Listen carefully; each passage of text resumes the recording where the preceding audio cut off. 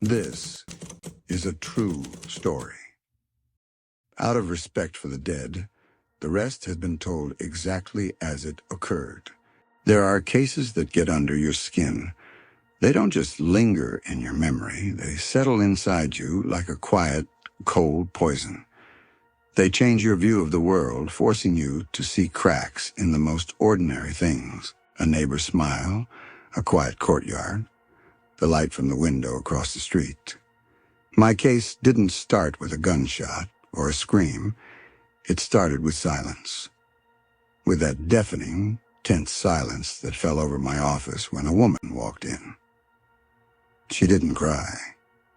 Her face was like a mask of hardened wax, and only the white knuckles of her fingers, clutching her purse, betrayed the storm within. I've seen many grieving mothers, many angry wives, but there was something different about her. A determination as cold as a surgeon's steel. "Detective Parnell?" Her voice was flat, almost lifeless. I nodded, gesturing to the chair across from my paper-strewn desk. "Chris Parnell? How can I help you, ma'am?" She sat up but didn't relax. Her entire body was tense as a string. She pulled out her smartphone from her purse, placing it on the table as if it were a venomous snake. "I found this on my daughter's phone," she said. And that simple phrase sounded like a death sentence. Not for her daughter, but for the entire world she'd built for her. "Do you know this man?" I asked, trying to keep my voice calm and professional. She nodded. Her previously dry eyes filled with tears, but none fell. He was our friend. A family friend. Here it is. A classic. A monster who doesn't hide in the dark, but sits at your table, smiles at your children, and drinks your coffee. Someone you trust. I asked the standard questions, filled out the report, but my brain was already working at full capacity. We'll find him. We'll take his phone, his computer. We'll find evidence. But I knew how it goes. He'll deny it all. He'll say he was hacked, that it was all just a figment of some aggrieved girl's imagination. Without physical evidence, without witnesses, such cases often fall apart in court, leaving behind only scorched earth in the victim's soul. I looked up at my mother. She was looking at me, and there was no plea in her eyes, but a demand for justice. "We'll do everything we can, ma'am. She interrupted me. "That's not all, Detective." I fell silent, feeling a chill run down my spine. "When I found those messages, I talked to my daughter. At first, she denied everything, and then she broke down." The woman took a deep breath, gathering her strength. "She told me more than just the messages. She told me what he did, and what he forced her to do." The silence in the office became almost palpable. I waited. I knew something would be said that would separate this matter into before and after. "He was filming everything, Detective," she whispered. "All on his phone." My heart sank. The video, the main evidence, and at the same time, the most difficult piece of evidence to obtain. If he manages to erase it, we might not prove anything. We need a warrant. We need surprise. "But most importantly," she continued, her voice wavering for the first time in our conversation. She leaned across the table toward me, her whisper barely audible. "He kept the video in a secret folder, password protected. He thought she'd never tell anyone, but she did. To me." I froze, looking into her eyes, and in that moment, I realized this would not be ordinary. This would be a plunge into the very abyss. "Detective," she said, her voice steely again, "my daughter gave me the passwords for the phone and for that folder." "Okay," but with a quiet, almost soundless rustle of papers. A woman entered my office, not tearful, not tormented by grief in the way we're used to seeing it. No. There was a different emotion within her, far more terrible, an icy, searing rage mixed with despair. She placed a printout of messages from her phone on my desk. She simply placed it there, and her hand, holding the sheets of paper, trembled slightly. I skimmed the lines. Vile, sticky vulgarity, flirting, innuendo that made my jaw ache. A dialogue between a grown man and a child. "This is my daughter," the woman said, her voice as hard as steel. "She's 12. And this is James Woods, our neighbor." James Woods. The name meant nothing to me. Another quiet man, one of those who greets you at the mailbox, offers you a ride in the rain, and smiles at your children. A facade. Always that damned, flawless facade. The hardest part of such cases is the first conversation with the victim. It's navigating a minefield where one wrong word, one impatient glance, can cause a child to withdraw forever. I spoke with her not in a formal office, but in a special room with stuffed animals and floral wallpaper, which I always felt only emphasized the falseness of the situation. She sat huddled together, staring at the floor, small, thin, with eyes that held nothing childish, only emptiness and a hidden fear. I didn't press. I simply talked. About school, about music, about some nonsense, and I waited. Sometimes silence is an investigator's best tool. And she began to speak. At first in a whisper, then a little louder. She wasn't crying. She described what James Woods had done to her with the same detached air with which she might recount the plot of a boring movie, as if it weren't happening to her, as if her soul had separated from her body and was observing everything from a distance. And when she finished, silence fell over the room, heavy as a gravestone. And then she looked up at me and said the phrase that became the key to this whole hell. "He has it all written down," she whispered, "on his phone, in a secret folder." My heart sank. The video, the most terrifying, the most irrefutable proof, and the most destructive to a child's psyche. "Do you know the password?" I asked, just as quietly, afraid to scare away this fragile trust. She nodded and named 2 combinations of numbers, one for the phone itself, the second for the folder. She remembered them. This monster had forced her to learn the code out of her own humiliation. An hour later, I had an arrest and search warrant in hand. We picked up James Woods at his home while he was calmly watching television.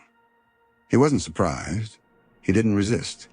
Only a shadow of annoyance flitted across his face, as if we'd interrupted him at the most interesting part.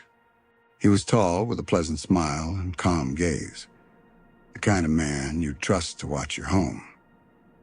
I personally slapped the handcuffs on his wrists. My body camera was rolling, capturing every detail. He remained silent the entire ride to the station, staring out the window of the patrol car. Then in the hallway, he turned to me. A slight, almost condescending smirk played across his face. "Detective," he said, "just out of curiosity, how did you get into my phone? It was locked." I looked him straight in the eye. I knew what he was doing. He was testing the waters, trying to figure out what we knew. "We got help," I answered briefly. He frowned, his confidence wavering for a moment. He paused, running through his options. And then he made his first mistake, a fatal one. "It's strange," he drawled. "Only one person could have known him." Click. The trap snapped shut. He just indirectly admitted that the password was their shared secret, his and the victim's. But that was only the beginning of his self-exposure. He thought he was playing me, but in reality he was digging his own grave. Already in the interrogation room, while we were waiting for his lawyer, he decided to deliver what he thought was the decisive blow. He looked at me again with the same self-assured smirk. "You know what reassures me, Detective?" he asked conspiratorially. "I know my face wasn't there. My insides went cold. There." He said there. He knew what they were talking about. He didn't ask, Which videos are you talking about? He didn't deny anything. He simply stated a fact that, in his opinion, exonerated him. He was behind the camera. He had just confirmed it himself. Wood's phone lay on the table in the forensics lab, sealed in an evidence bag. Next to me sat our technician, a guy named Mark, who'd seen a lot. But even he was tense. "Go ahead," I said. "Enter the first password." Mark entered the combination. The screen unlocked. On the desktop was a standard photo of some landscape. Dozens of application icons, nothing out of the ordinary. We found the file manager, and inside it, the same hidden folder. The system asked for the password again. I dictated to Mark the second combination of numbers the girl had told me. The folder opened. There were 3 video files inside. 3 small previews, 3 windows into the underworld. My eye caught the first one. It was very short, only 2 seconds long. There was nothing discernible in the preview, just a blurry spot of red and flesh tones. "Turn it on," my voice sounded muffled. Mark clicked on the file. The image filled the monitor screen. 2 seconds. Just 2 seconds of absolute horror that left a lump in his throat. 2 seconds that made even a seasoned technician recoil from the screen. The world narrowed to the small, glowing rectangle. And then I saw. And the chill that settled inside me that day will never leave me. A tangle of phone messages. I skimmed the lines, and the professional cynicism we detectives cultivate over the years, like a shell, cracked and crumbled. The messages weren't just dirty, they were methodical, predatory. These were the correspondence not of a lover, but of a hunter, hunting down his prey, knowing it had nowhere to run. We received the warrant that same day. When we pulled up to James Wood's house, I was struck by its ordinariness. A manicured lawn, a neat fence, a toy gnome by the porch. Evil doesn't live in Gothic castles with gargoyles on the roof. It lives next door, smiles when you see it, and mows its lawn on Saturdays. Woods opened the door himself. He didn't look surprised or scared, more like irritated, as if we'd interrupted his evening news. My body camera was on, a small black eye, which would be our star witness. "Detective Parnell," I introduced myself, showing my badge and warrant. "We need to search the premises and seize your electronic devices." He scanned the paper with a slight grin. "Yes, please. Search. You won't find anything." We found his phone on the kitchen table. I picked it up, feeling the cool plastic against my gloves. Woods watched me, his arms crossed over his chest. He was confident. Too confident. "The phone is locked," I said calmly, looking him in the eye. "We'll need the password." And then he made his first mistake.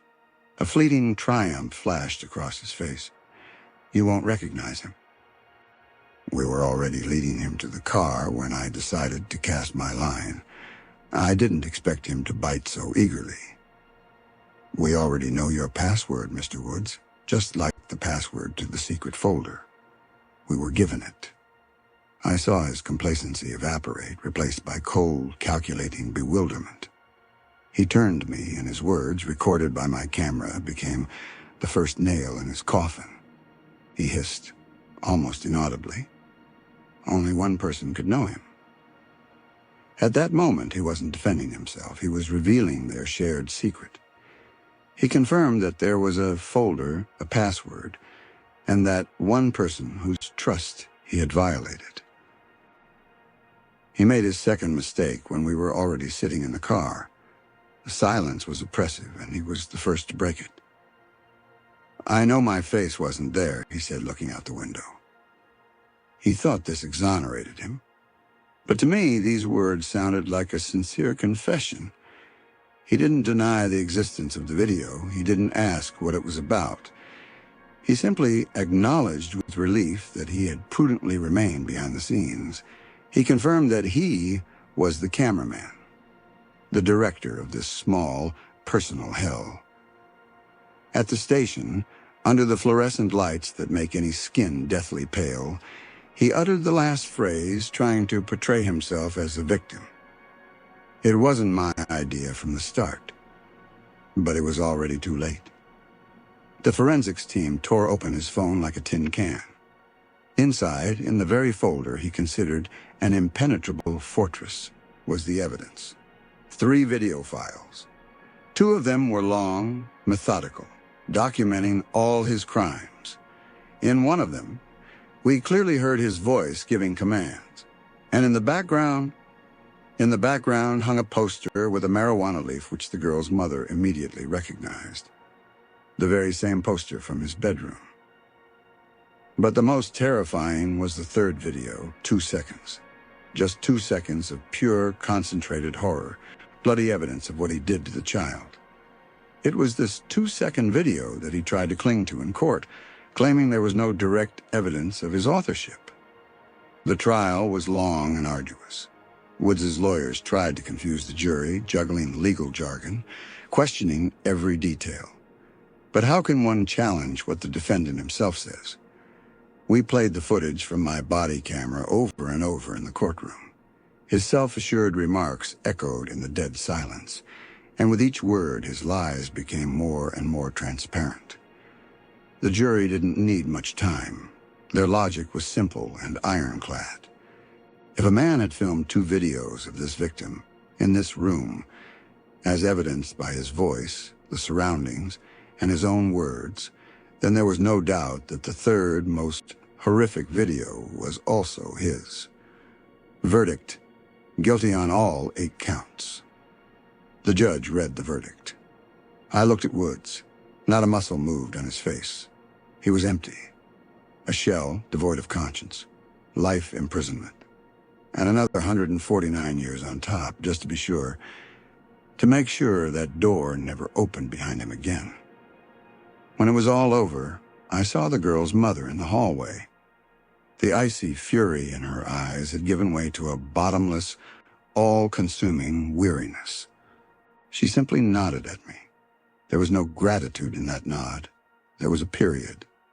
The end of one monstrous chapter in their lives. Justice doesn't bring joy. It only sometimes brings peace. I returned to my office late that evening. The air was thick with the smell of old papers and cold coffee.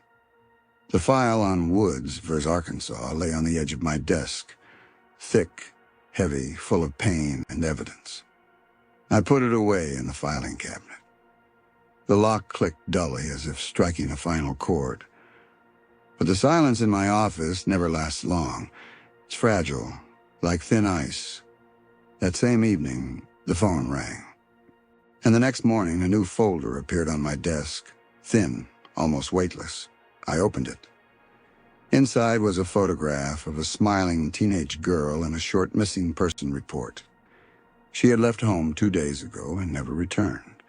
She was last seen in an old pier on the river. Every closed folder on my desk isn't the end, but just a brief respite before opening the next one. And the one waiting for me smelled of river water and old lies.